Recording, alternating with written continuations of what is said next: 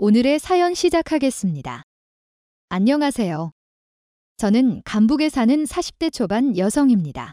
여러분들은 사랑을 믿으시나요? 몸과 마음을 다 주었던 사람에게 배신을 당한 적이 혹시 있으신가요? 이 사연을 보내기까지 몇 번이고 정말 맘서렸지만 다들 저와 같은 일을 절대 겪지 마시라는 마음으로 용기 내서 사연을 보내게 됐네요. 학창 시절에 저는 공부를 열심히 하는 학생이었습니다. 어릴 때부터 법조계 쪽 일을 하는 것이 꿈이었거든요. 부모님들도 딸이 열심히 공부하니 당연히 지지해 주시고 저는 그렇게 열심히 공부해서 목표였던 대학에서 법학을 전공하게 되었습니다. 그리고 저는 대학에서 한 남자를 만나게 되었어요. 그 사람은 저와 같은 과 선배였는데 과 동기들이랑 외식하러 갔다가 같은 식당에서 합석을 하게 되어 첫 만남을 갖게 되었죠. 복학생이라 저보다 나이는 조금 많았고요. 고등학교 시절부터 공부만 하고 다른 건 신경 쓸 겨를이 없었던 저라 연애 경험이라고는 전무한 상태였습니다. 그래서 동기 남자애들을 대하는 것도 적응 기간이 필요했었고요. 그 남자는 저에게 먼저 호감을 보이면서 다가왔었고 다정하고 따뜻하게 저를 배려하는 말투로 대화를 이끌어 나갔습니다. 제가 경험이 한 번이라도 있었다면 어땠을지는 모르겠습니다만 아무튼 좋게 말하면 순진했고 나쁘게 말하면 물러터졌던 저는 말 그대로 그 남자와의 대화에 빨려들듯이 스며들어갔어요. 먼저 연락처를 물어본 것도 그 남자였고 정말 누가 봐도 저와 사귀고 싶다는 듯이 계속 대시를 하더라고요. 그때가 저 대학교 3학년 때였어요. 그 사람은 이미 사법시험 1차 붙고 2차 준비하고 있었고요. 군복무도 끝난 상태여서 이제 정말 변호사 될 일만 남았었어요. 그런 모습이 제게는 더욱 멋있어 보이고 동경의 대상이었습니다. 제 공부만 하던 제가 남자친구의 시험 뒷바라지 하느라 과제를 제출 못한 적도 있었을 정도로 저는 그 남자를 사랑했었어요. 그 사람이 잘 되는 게 곧 내가 잘 되는 거라고 생각했고 그 사람과의 미래에는 무조건 내가 함께할 거라고 생각했으니까요. 그 사람은 시험에 붙고 신참내기 변호사로 일을 시작했습니다. 제가 합격한 것처럼 정말 행복해하면서 기뻐하고 서툰 솜씨로 엄마를 달달 볶아가면서 밤새 온갖 반찬들을 만들어서 집으로 갔고 가서는 축하의 상을 차려줬어요. 그 사람도 내가 열심히 일해서 너도 잘 되고 우리 꼭 결혼하자라고 말했고 저는 이제 행복할 일만 남았다고 생각했죠. 학점이 채워지자마자 저도 사법시험 1차에 응시했고 합격했습니다. 2차는 훨씬 더 어렵다는 걸 잘 알고 있었지만 그래도 저는 열심히 할 자신이 있었고 그럴 예정이었습니다. 변호사는 제 오랜 꿈이기도 했으니까요. 하지만 제 계획은 한순간에 물거품이 되었습니다. 바로 제 갑작스러운 임신 때문이었죠. 졸업하기도 전이었고 2차 시험을 준비하고 있던 상황에서 저는 너무도 당황했습니다. 한편으로는 사랑하는 그 사람과의 사이에서 생긴 아기라는 생각으로 기쁘기도 했지만 마냥 행복할 수는 없는 상황이었어요. 임신 사주라는 이야기를 들었을 때 감정이 아직도 생각이 나네요. 그런데 그 사람은 너무도 자연스럽게 우리 그럼 결혼해야겠네 라고 일을 진행시키더군요. 물론 처음에 임신 소식을 알렸을 때는 당황하기는 했지만 바로 기뻐하는 기색을 드러냈고 나는 어차피 너랑 결혼할 생각이었는데 우리 아기까지 가져줘서 너무 고마워 라면서 임신 소식을 반가워하더군요. 1년이 넘게 만나는 사람이 있다는 건 아셨는데 정식으로 부모님께 소개는 처음이었습니다. 그런데 그게 임신과 결혼이었으니 부모님은 난리가 나셨죠. 당연한 반응이라고 예상은 했었어요. 아빠는 아무리 변호사라지만 이제 같은 건데 어떻게 책임지려고 그러나? 하며 그 사람에게 물었고 그 사람은 지금 로펌들의 이력서 넣으며 구직하고 있습니다. 조만간 자리 얻을 수 있을 거고 제가 아기랑 선이 다 책임지겠습니다. 결혼 허락해주세요. 라고 말했죠. 그 사람이 돌아가고 나서 엄마와 아빠와 저는 대화를 나누었어요. 엄마는 지금 2차 준비하고 있는 게 아깝긴 하지만 내 아빠 되는 사람이 책임지겠다고 하는 마당에 지우는 것도 아닌 것 같다라고 하셨고 사업을 하셨던 아빠는 그래도 지금 여기서 내 꿈을 멈추면 나중에 다시 시작하는 게 어렵지 않겠니? 아빠는 무조건 내 의견 따를 거다라고 하시며 올바른 선택을 하라고 하셨습니다. 저는 제 꿈을 굉장히 소중하게 생각하고 있었는데 그때의 철없던 저는 제 실질적인 첫사랑이나 다름없던 그 사람을 정말 사랑하고 있었나 봐요. 아니, 앞으로 보고 뒤로 봐도 미친 듯이 사랑하고 있었죠. 아빠의 말에 바로 그 남자와 결혼하고 아기 낳아 잘 키우겠다고 했으니까요. 저희 쪽의 허락을 받자마자 바로 그 남자의 집에도 인사를 하러 갔습니다. 아버지께서는 지병으로 일찍 돌아가시고 어머님만 만나 뵙게 되었어요. 사실 처음부터 저를 보시는 시선이 곱지는 않다는 걸 느끼기는 했습니다. 이제 시작이지만 어쨌든 자기 아들은 변호사 이름 달고 있는데 저는 이제 1차 붙은 학생에 불과했으니까요. 어쨌든 애를 가졌다니까 태교에 집중해야겠네. 그럼 결혼식도 무리겠다. 식은 나중에 애 낳고 천천히 올리던가 하고 일단은 신고만 해. 그리고 지금 우리도 결혼 자금을 대줄 여유가 없으니까. 당분간 우리 아들 로펌 들어갈 때까진 집 들어와서 살아야겠다. 제 얼굴은 제대로 보지도 않으시고 어쩔 수 없이 일 처리하는 듯한 모습으로 앞으로의 일을 술술 얘기하시는 어머님 앞에서 저는 그저 잘 보여야겠다는 생각뿐이었어요. 지금 생각해보면 그렇게 공부한 게 다 헛된 거라는 생각이 들 정도로 저는 사람 대할 때 완급 조절을 배우지 못했었네요. 공부는 안 할 거지?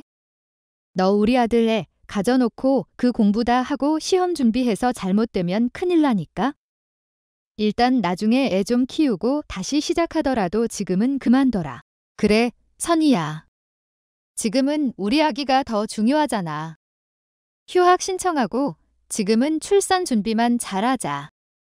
우리 아기 낳고 결혼식도 예쁘게 하고 너도 다시 공부 시작해서 맞벌이 하면서 키우면 되지. 남편과 어머님이 동시에 그렇게 말하니 저는 그렇게 알겠다고 대답했어요. 상견례 때도 어머님은 저에게 한 말 그대로 저희 부모님에게 말씀하셨고 엄마, 아빠는 마냥 속이 편하지는 않으셨지만 임신 중에 결혼식과 공부를 동시에 하는 게 무리라는 건 동의를 하셨기 때문에 별다른 말씀은 하지 않으셨습니다. 저는 그렇게 학교 동기들에게도 놀라움을 안기고 휴학 신청을 한 후 유부녀이자 예비 엄마가 되어서 그 사람의 집으로 들어갔습니다. 이젠 남편이 된 그 사람과 시어머니와 함께 살게 되었죠. 처음에 들어가자마자 어머님은 저를 가만두지 않으셨어요. 설거지해라, 청소해라, 빨래해라는 기본이었고 로펌에 면접 보러 다니고 구직하는 남편을 위해 아침밥은 아내가 차려야 한다고 하시며 제게 다 시키셨습니다. 그리고 저보다 일찍 일어나셔서 제가 만든 반찬이나 국을 맛보며 평가하셨고요. 어우, 짜 너 제대로 한 거 맞니? 아니, 요즘은 그 인터넷이고 뭐고 찾아보면 만드는 방법이 천지인데. 맛이 왜 이래? 외동딸이라고 곱게 자랐다고 요즘은 핑곗거리가 안 돼. 오히려 혼자면 엄마, 아빠가 뭐 하나라도 더 많이 가르치셨을 줄 알았는데 우리 아들은 이거 싫어해. 연애하는 동안 몰랐니?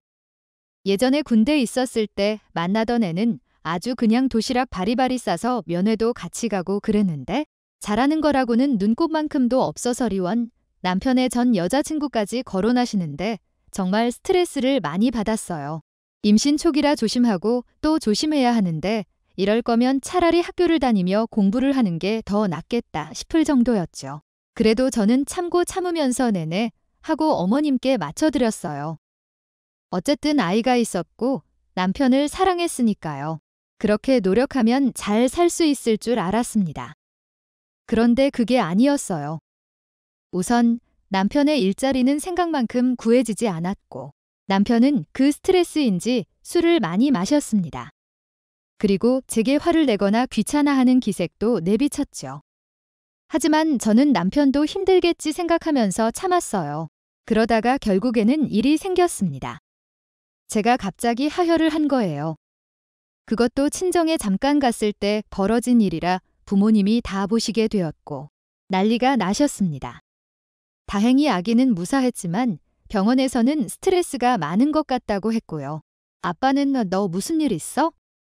솔직하게 얘기해 라고 하셨고 저는 결국 시어머님에게서 받는 스트레스와 남편의 취업난에 대해 말씀드렸어요. 아빠는 사업가답게 행동파셨습니다. 곧바로 저를 데리고 시댁에 가셔서 제가 월세방이라도 구해줄 테니까 애들 분가시키시죠 라고 하셨습니다. 어머머머머, 사돈 형편이 집 하나 해주실 만큼 괜찮은가 봐요? 그런 말씀도 안 하시고 애들 결혼시키신 거예요? 그건 순서가 아니죠. 차라리 그 돈으로 우리 아들 사무실 하나 개업해 주시면 어때요? 아니, 그 뭐라고요? 아니, 그냥 이렇게 취직도 안 되는 거 어차피 얘도 변호사인데? 그냥 자기 이름 달고 하면 맘 편하고 좋잖아요. 아빠는 처음에는 내키지 않는 눈치셨습니다. 하지만 저는 솔깃했어요. 남편의 취업을 마냥 기다리며 그 스트레스를 받아내기에는 너무도 지쳐 있었거든요. 그래서 제가 아빠를 설득했습니다. 차라리 그게 낫지 않겠냐고요? 좀 더 경험을 쌓는 게? 바로 자기 사무실 개업한다고 그게 잘 되는 게 아닌데? 변호사라도 짬이라는 게 있지? 아빠, 그냥 해주세요. 저 어차피 분가해도 임신해서 혼자 집안일도 다 못해요. 여기선 그래도 어머님이 어머님 일은 하실 수 있잖아요. 아빠는 제 설득에 결국 남편을 부르셨습니다. 한 상가 건물에 사무실을 하나 열어주신다고 하신 거죠. 그 대신 명의는 제 이름으로 해주신다고 했어요. 남편이 열심히 하는 모습 보이면 바꿔주신다고 하셨고요. 한마디로 내가 임대인이 된 거고 남편이 임차인이 되거나 마찬가지였죠. 아빠는 시댁 식구들이 앞으로 어떻게 나올지 모르니까 우선 상가 명의는 내 이름으로 해준다고 하시더라고요. 남편은 그것도 감사했던지 고개를 넙죽 숙이며 장인어른, 감사합니다. 제가 열심히 할게요. 라고 말하더군요. 그렇게 남편의 이름이 걸린 변호사 사무소가 개업했고 취업 걱정은 더 이상 하지 않게 되었어요. 시어머님도 사돈이 그렇게 돈을 써서 아들 일자리를 만들어줘서인지 전보다는 저를 유하게 대하시더라고요. 그것만으로도 좋았습니다. 저는 태교하고 집안일하느라 남편의 일은 신경을 쓸 겨를이 없었어요.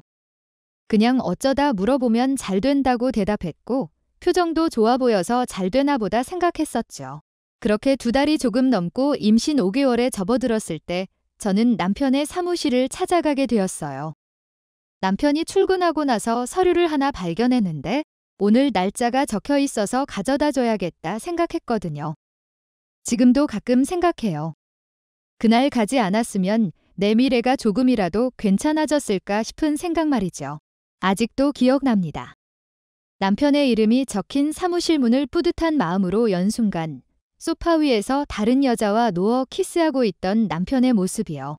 2 사람은 당황하면서 저를 쳐다봤고 저는 그 자리에서 구토를 할 것 같은 기운을 느끼며 정신없이 돌아서 달려나왔어요. 머리가 어지럽고 속이 뒤집어지는 것 같았습니다. 골목에 주저앉아 하염없이 울고 또 울었습니다. 어떻게 우리 아빠가 해준 그 사무실에서 다른 여자를 안고 입맞출 수 있나 너무도 화가 나고 어이가 없어서요. 대학교 때부터 나만 보던 그 사람이 아닌 것 같았습니다. 그렇게 계속 울다가 어느 순간 배에 번개가 치는 듯한 통증이 느껴졌어요. 그제서야 아기를 품고 너무 울었다는 자각이 들었죠. 하지만 정신을 차릴 새도 없이 제 기억은 거기서 끊겨버렸습니다. 눈을 떴을 때는 이미 병원이었고 옆에는 남편과 그 여자가 있었어요. 뭐가 당당한지 저를 똑바로 보면서 여자는 어머머, 일어났다, 일어났어 하고 호들갑까지 떨더라고요. 누가 봐도 세련된 투피스 정장에 화장까지 한 고급스러운 모습이었습니다. 정말 죄송합니다. 아이가 유산되었어요. 임신 중기이신데 스트레스를 크게 받으셨나 봐요. 라고 말씀하셨고 그제서야 저는 피로 물든 제 바지를 보게 되었죠. 선생님이 떠나시고 나서 시어머님이 저를 보고 혀를 끌끌 차셨습니다. 쯧쯧. 바깥 함부로 나돌아다니니 애가 떨어지지. 하시면서 저를 아니꼽게 보시고 나가시더라고요. 그러자 남편 옆 그 여자는 어머니. 같이 가요. 하고 자리를 피하더군요. 저는 그 모습을 어이없게 보고 있었고요. 우선 내 잘못인 건 맞아. 인정해? 내 전 여자친구인데? 나보다 먼저 취업을 해서.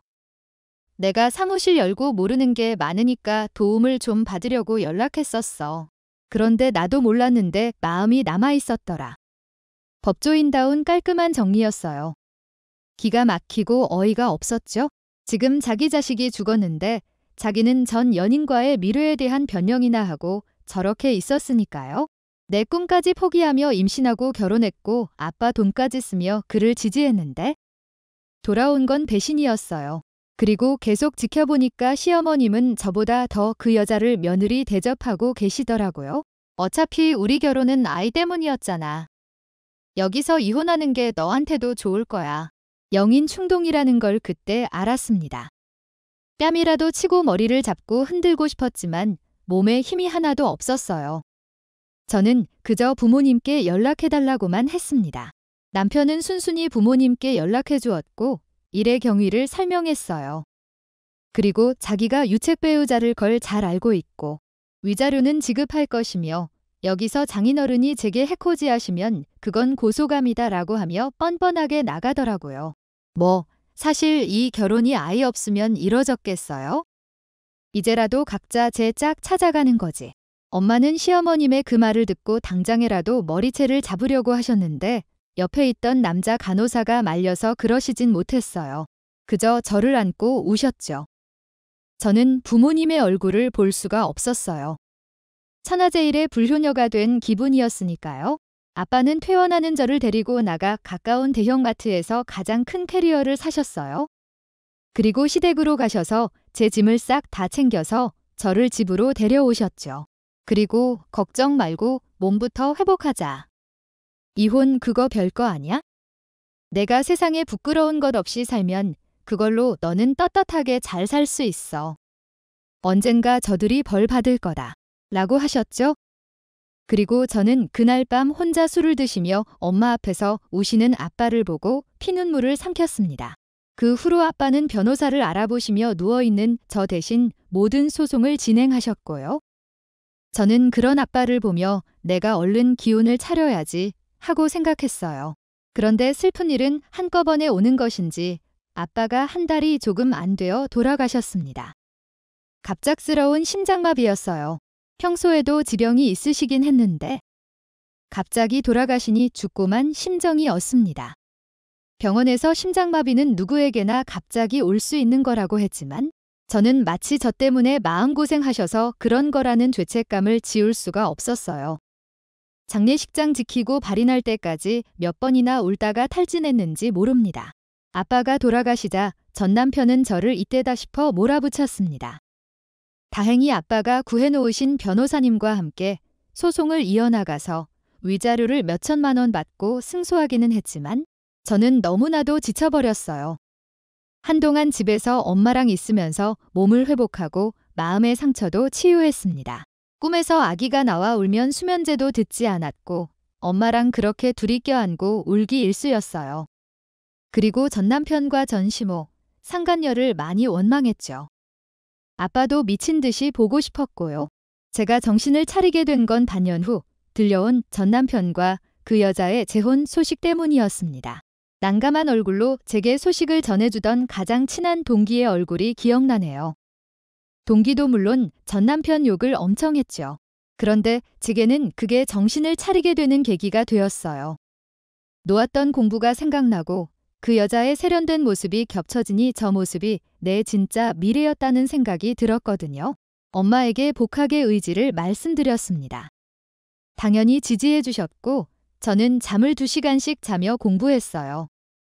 정말 고3 때도 없었던 코피까지 흘리면서요. 전 남편 소식은 알려고 하지도 않았습니다. 복학하니까 친구들은 이미 다 졸업해서 제 이야기 할 사람이 없는 건 좋더라고요.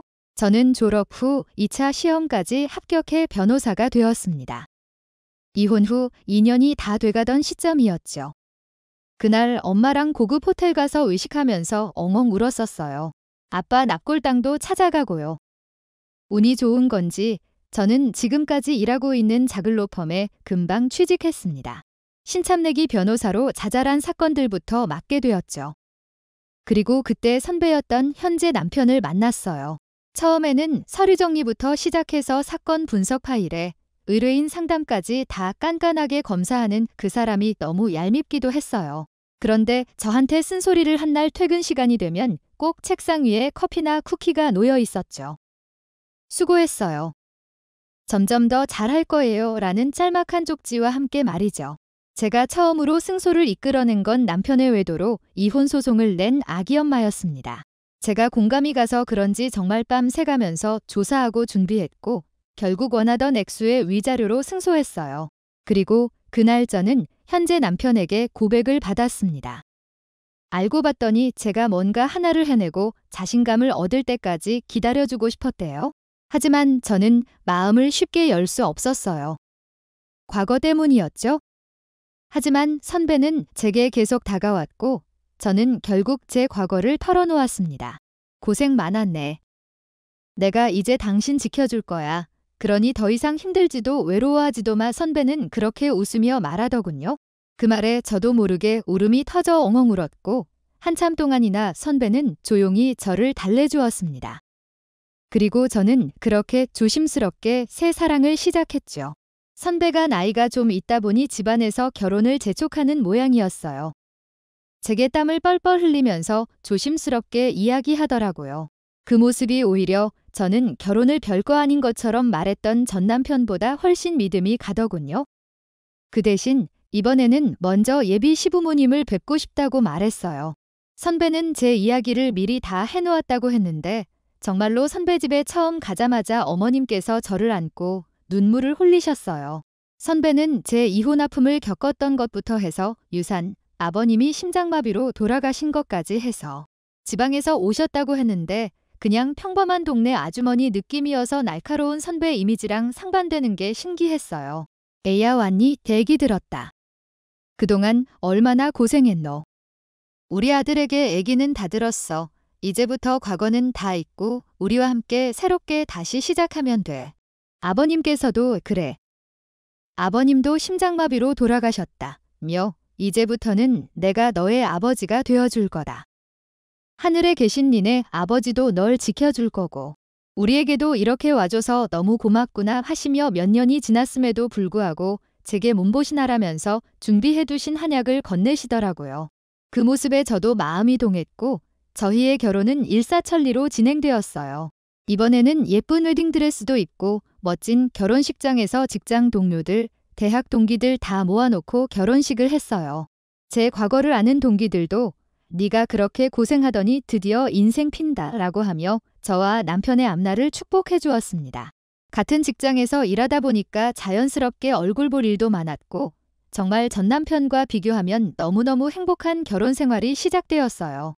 정말 너무 행복했고 남편은 지금까지도 매일매일 제게 사랑한다고 해주곤 합니다. 시부모님도 저를 딸처럼 아껴주셨고 저희 어머님과도 사이도 좋으셔서 친구처럼 지내시고 정말 말 그대로 고생 끝 행복 시작이었죠. 아이는 너네 자유롭게 가지고 안 낳고 싶음 갖지 마라 하셔서 남편하고 천천히 이야기를 해보기로 했습니다. 저랑 남편 둘 다 일 욕심도 있었고요. 그렇게 결혼하고 일도 열심히 하면서 새 인생을 행복하게 잘 살던 중이었어요. 어느 날 제게 누군가가 상담을 예약했어요. 가보니까 앳된 얼굴의 여자가 울고 있더라고요. 무슨 일이세요? 변호사님. 저 좀 도와주세요. 저 정말 억울해요. 서럽게 우는 여학생을 달래고 이야기를 해보라고 했습니다. 여학생은 자기가 임신 중인데 아이 아빠인 남자친구가 유부남이라는 걸 최근에 알았다고 해요.